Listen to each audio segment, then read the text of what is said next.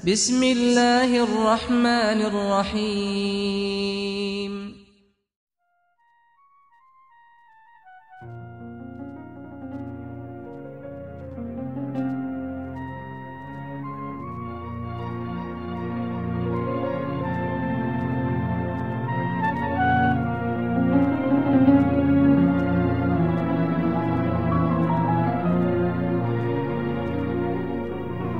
Assalamualaikum warahmatullahi wabarakatuh. Alhamdulillahi rabbil alamin. Ashhadu an la ilaha illallah wa ashhadu anna Muhammadar Rasulullah. Allahumma salli wa sallim ala Rasulillahi sallallahu alaihi wasallam wa ala alihi wa ashabihi wa man tabi'ahu bi ihsanin ila yaumiddin. Rabbi a'udzu bika min hamazati syayatin wa a'udzu bika rabbi ay yahdurun. Shadaqallahul azim wa shadaqa Rasulullah sallallahu alaihi wasallam. Tema kiat-kiat khusyuk dalam salat. Hampir semua kaum muslimin muslimat di negeri ini melakukan atau menegakkan salat.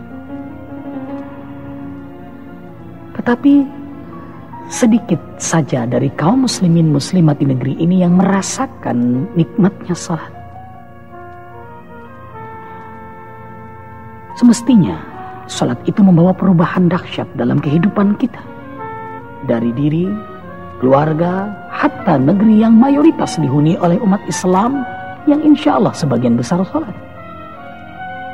Membawa kebahagiaan, kedamaian, kesejahteraan. Qad aflahal mu'minun alladzina hum fi salatihim khashi'un. Al-Mu'minun ayat 1 dan 2. Sungguh beruntunglah orang-orang yang beriman, orang-orang yang khusyuk dalam salatnya. Di negeri ini banyak sekali maksiat yang dilakukan oleh orang-orang yang muslim, padahal mereka salat.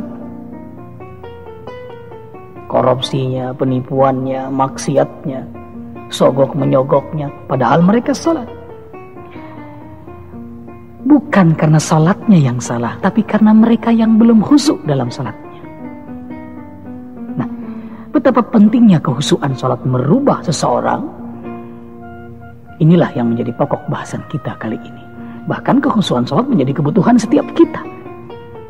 Dan ini yang terus menjadi pertanyaan-pertanyaan, bagaimana supaya khusyuk? Ikhwatillah rahimakumullah. Bahasan ini juga tidak sepenuhnya menjamin bahwa dengan mendengar tausiah ini pasti sholat kita akan khusyuk.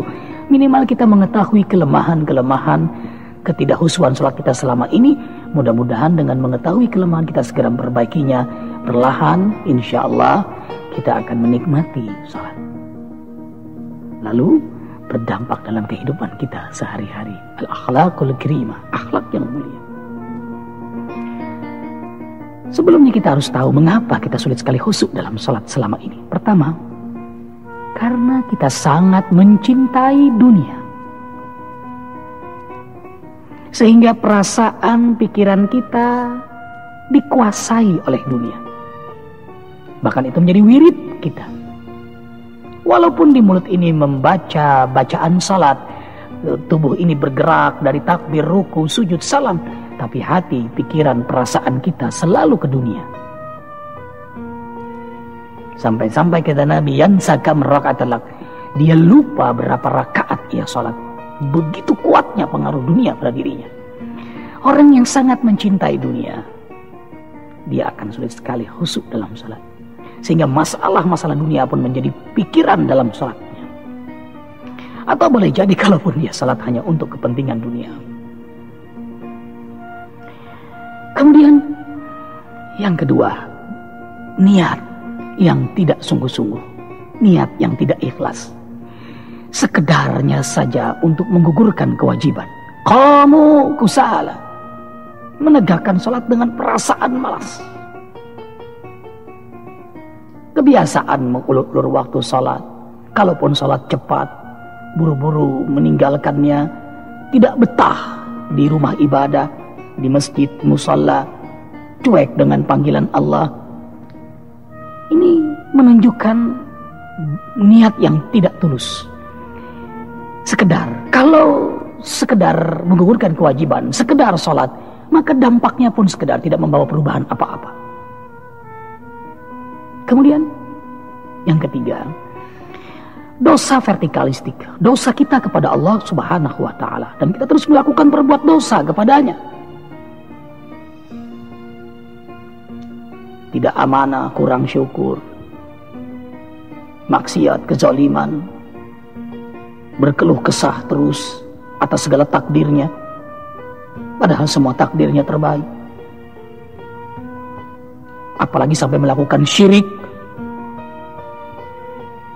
Nauzubillahi min dzalik. Dosa-dosa besar ini kepadanya, dan itu membuat kita tidak khusyuk karena menjadi hijab, menghalang hubungan kita dengannya.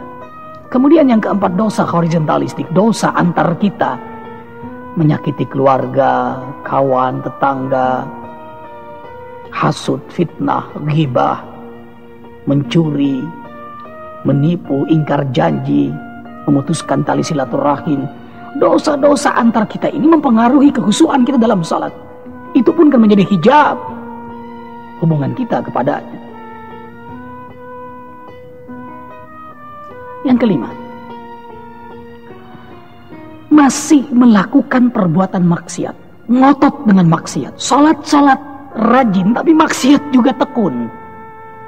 Di atas hamparan sejadah Allahu Akbar, di musola Allahu Akbar, di masjid Allahu Akbar, tapi di kantor, di hotel, di lapangan nafsu akbar. Di mulut bertasbih, bertahmid, bertahlil, bersolawat, yasinan bahkan, tapi di mulut juga menyakiti saudaranya, memfitnah, menggibah, gosip. Dan itu dilakukan terus menerus. Bagaimana mungkin bisa khusyuk salat itu? Tidak membawa perubahan apa-apa. Kemudian yang keenam, mengapa sulit sekali khusyuk dalam salat? Karena najis. Baik najis zatnya atau najis cara mencarinya yang dikenal dengan sebutan rijisun. Najis badan, najis pakaian, najis tempat. Badan kotor, apalagi bernajis, atau pakaian kotor, atau tempat, tidak akan khusyuk salat. Baik badan bersih, pakaian bersih, kalau tempat kotor, bau, jorok, sulit untuk khusyuk. Tempat bersih, pakaian bersih, badan kotor, atau badan bersih, tempat bersih, pakaian kotor, sulit sekali untuk khusyuk. Atau rijisun, ada najis zatnya, seperti maaf, anjing, babi, alkohol, jelas haram.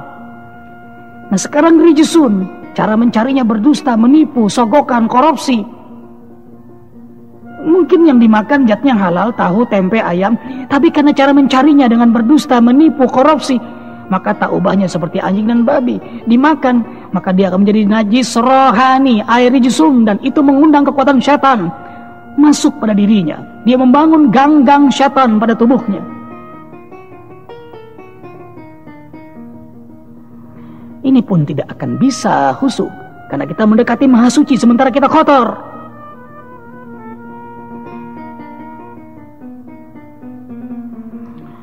Atau hak-hak Allah yang tidak kita tunaikan dengan zakat, dengan kewajiban-kewajiban nazar kita, atau hak-hak fakir miskin, yatim piatu yang kita abaikan.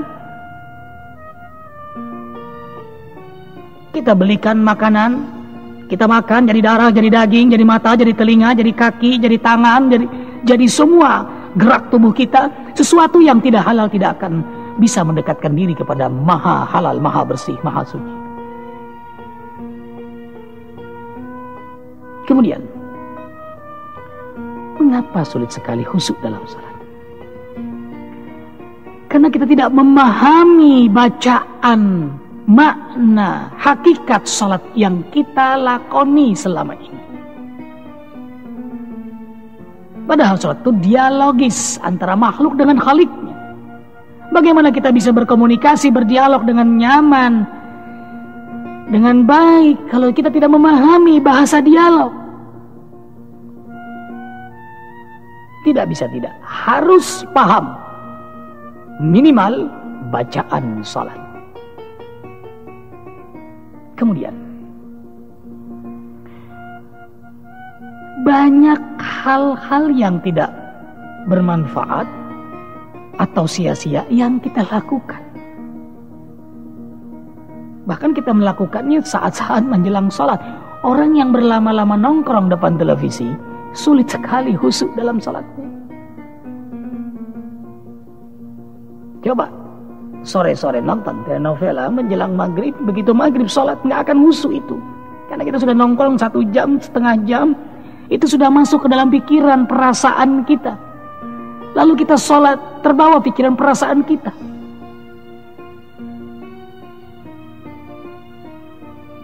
Atau saat-saat kita mau buang hajat misalnya, kita paksakan untuk sholat dulu. Bagaimana mungkin kita bisa khusyuk sholat? Sementara ada hajat yang lebih utama saat itu, hajat jasmani kita yang harus kita tunaikan. Kemudian, mengapa sulit sekali kita khusyuk? Karena syaitan terus menggoda kita, dan tidak pernah syaitan berhenti menggoda kita. Dari ketika mendengar azan, kita sholat, terus digoda saat sholat pun dikacaukan pikiran kita, selesai sholat pun dibuatnya kita buru-buru, baru digoda lagi selesai sholat itu dengan perbuatan-perbuatan maksiat, kezaliman. Terus menerus ia menggoda kita, tidak pernah berhenti menggoda kita, sampai kita kacau dalam sholat, atau bahkan sampai kita meninggalkan sholat. Ikhwahillah rahimakumullah. Ini diantara penyebab ketidakkhusyuan sholat kita selama ini. Kita akan bahas kiat-kiat khusyuk. Subhanallah walhamdulillah wala ilaha illallah wallahu akbar. Subhanallah walhamdulillah wala ilaha illallah wallahu akbar. Subhanallah walhamdulillah wala ilaha illallah wallahu akbar. Kiat-kiat khusyuk dalam salat.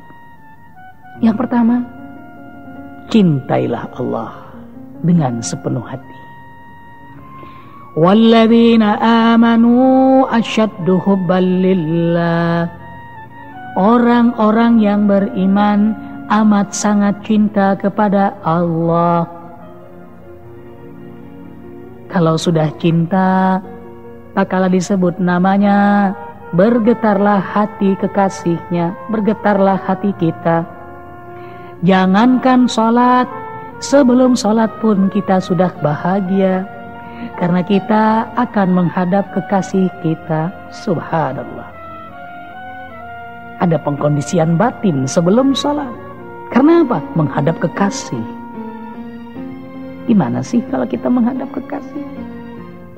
Kita siapkan lahir batin kita dengan kebersihan, dengan keindahan, kerapian, wangi. Subhanallah. Dan kita pun menikmati setiap bacaan, setiap gerak. Bahkan ingin berlama-lama. Tidak mau buru-buru. Tidak mau cepat-cepat berpisah. Karena itu azan bagi orang yang sangat mencintai Allah. The nice song. Nada musikal batin yang terindah. Subhanallah. Inni wajjahtu wajhiya lilladzi fataras samawati wal ard hanifan muslima wa ma ana minal musyrikin. Ini hamba-Mu datang bermuajahah kepadamu ya Allah. Engkaulah pencipta langit dan bumi. Hanif muslim, tunduk patuh padamu hai Allah. Dan aku tidak sekali-kali berbuat syirik kepadamu. Tidak akan mensyirikatkanmu dengan apa dan siapapun, kecuali hanya Engkau ilah Rabb Malik Khalik alam ini. Engkau kekasihku. Subhanallah. Yang kedua, dampak dari kita cinta kepada Allah adalah ikhlas. Ikhlas. Pamrih, tapi hanya kepada keridhaannya. Tidak untuk siapa dan apa. Wa ma umiru illa liya'budullaha mukhlishina lahuddin. Subhanallah. Yang kita lakukan benar-benar karenanya, karena nikmat-nikmatnya yang subhanallah Allah berikan kepada kita, terutama kenikmatan kesempatan menghadap padanya. Karena itulah kita pun menegakkan bukan hanya yang wajib-wajib, hatta yang sunnah, bukti keikhlasan kita, bal nawafil kita tegakkan. Karena kita sangat mencintainya, sangat membutuhkan keridhaannya. Kekasih itu kan ingin selalu mencari perhatian kekasihnya. Begitulah orang-orang beriman yang mencari keridhaan Allah. Sampai-sampai Allah berfirman dalam hadits qudsi, tak kala aku memperhatikan hambaku bin nawafil, ia berusaha mencuri hatiku dengan salat-salat sunnah, tahajud, sehingga matanya mataku, telinganya telingaku, pendengarannya pendengaranku, aku mencintainya. Karena apa? Semua digerakkan anatomi tubuhnya bergerak untuk mencari keridhaan Allah. Ikhlas, tidak dibuat-buat, tidak ada intrik-intrik, tidak retorika, tidak sekedar bacaan, tidak sekedar gerak, tapi gerak yang bernyawa, ucapan yang berisi. Ikhlas.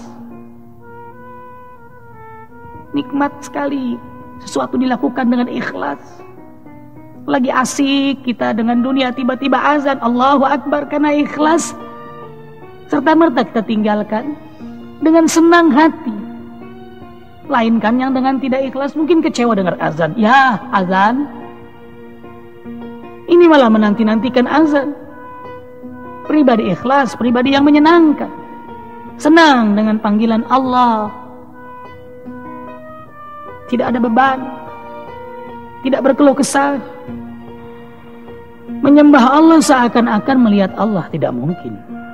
Instrumen mata ini terbatas, hasil jangkauan mata juga terbatas. Bagaimana mungkin mata melihat sesuatu yang mutlak?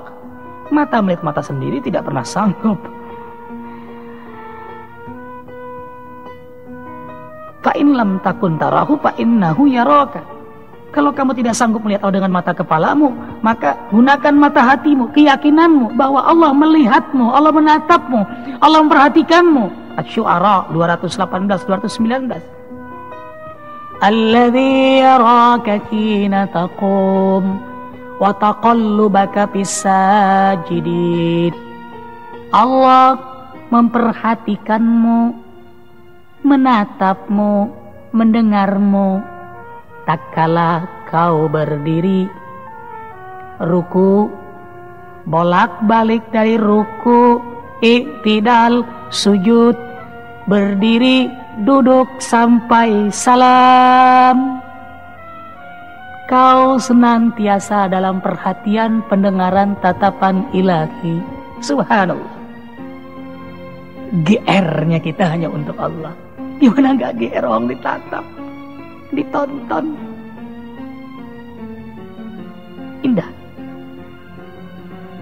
Apalagi kalau kita menegakkannya di tengah-tengah malam, yang orang lain lelap dalam peraduan tidur. Itulah bukti kecintaan kepada Allah, keikhlasan kita mencari keridhaannya, dan itu buah dari ihsan. Orang yang beriman kepada yang gaib, banyak melakukan amalan yang gaib. Di antara amalan gaib, amalan ihsan, qiyamul lail, alimul ghaibi wasyahadah.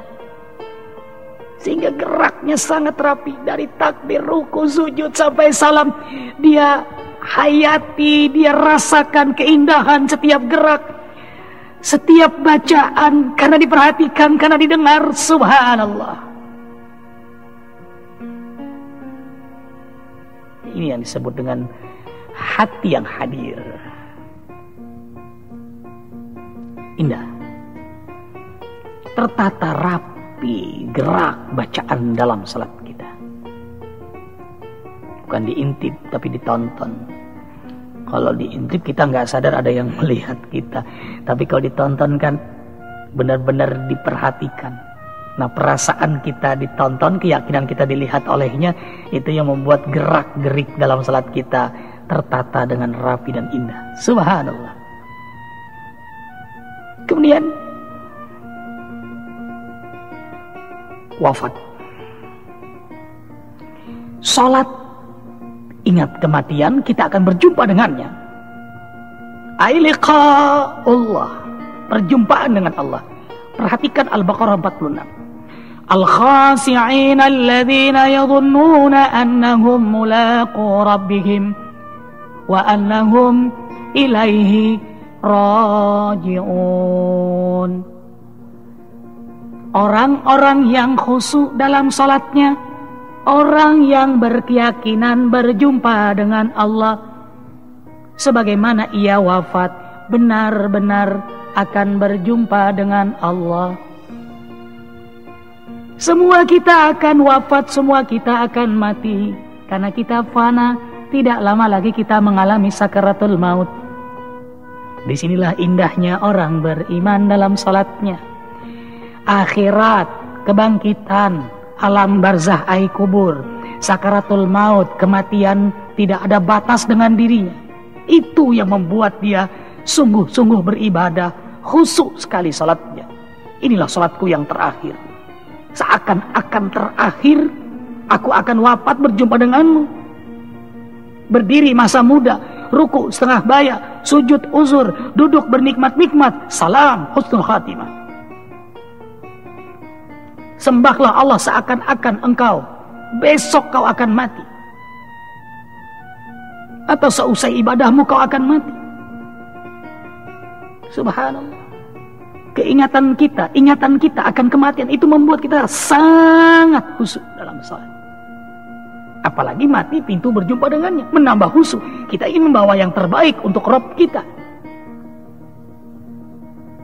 Karena itu kita menegakkan salat sebaik-baiknya, karena ini akan kita bawa.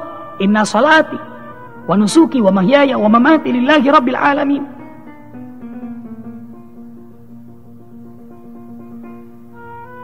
Subhanallah. Kemudian paham. Sulit sekali khusus salat kalau tidak paham. Kuncinya adalah paham. Paham bacaannya, paham maknanya. Paham hakikat salat, rahasia-rahasia salat, tujuan salat.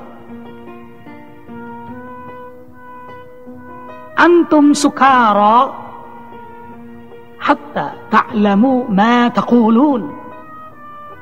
Kau mabuk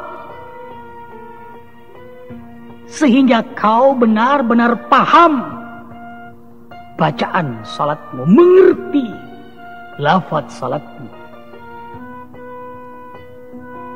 Bahkan ta'lam di sini berilmu, bukan hanya paham, bukan hanya mengetahui, berilmu tentang salatmu.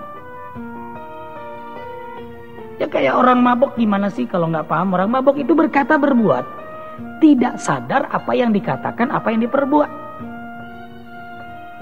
Namanya juga mabuk. Banyak orang Islam ini salatnya salat mabuk. Dia bertakbir, dia ruku, dia sujud, dia salam, dia baca Al-Fatihah, dia baca surah, dia baca takyat. Tapi karena dia tidak paham, ya tidak ada bekasnya, tidak ada dampaknya. Selesai itu ya selesai. Mungkin dia paling keras selesai salat mengucapkan Alhamdulillahirabbil alamin. Beban salat sudah selesai bagi dirinya. Bayangkan, dia tertekan mau salat, dia tidak memahami salat.